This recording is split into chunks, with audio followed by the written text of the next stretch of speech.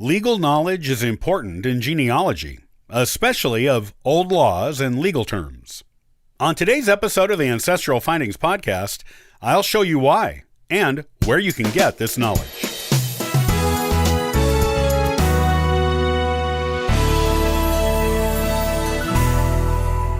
Laws change over time.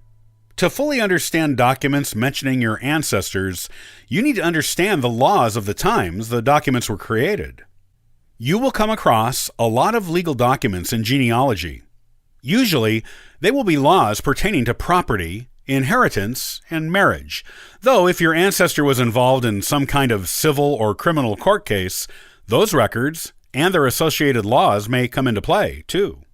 If you do not understand the laws under which your ancestors were operating when certain records were generated, you won't understand the full picture of what their lives were like or what they were doing, and why.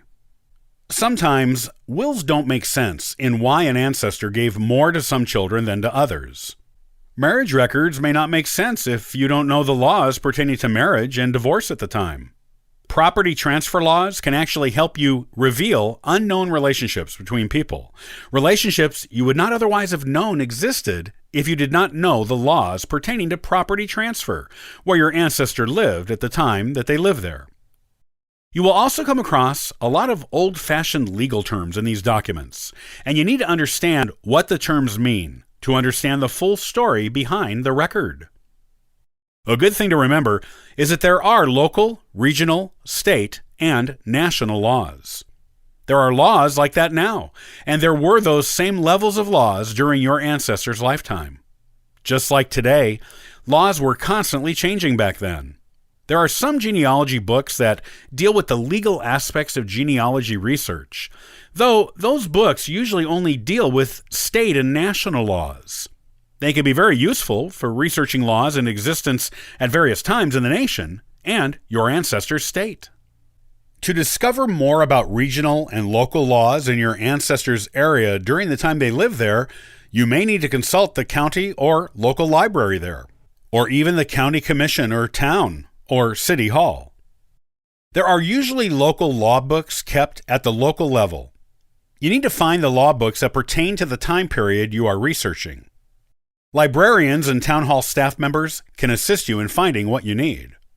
If you can't find the books or information you need in these places, try checking with the town historian, if there is one. Or you can check the state archives for collections of local and regional law books. To understand old-fashioned legal terms, you can easily look them up online on an as-needed basis. You can also get a book of old and modern legal terms, like Black's Law Dictionary. That way, you will always have a reference source for old legal terms on hand when you need it.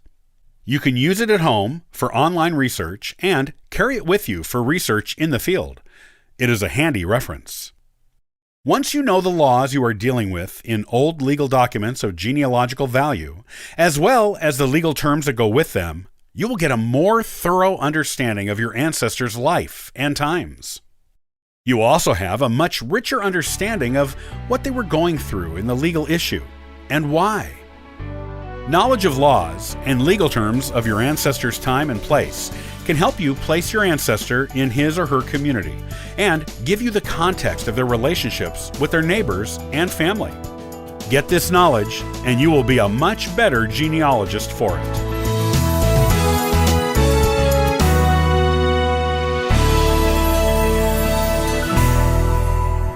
What was the Oregon Trail?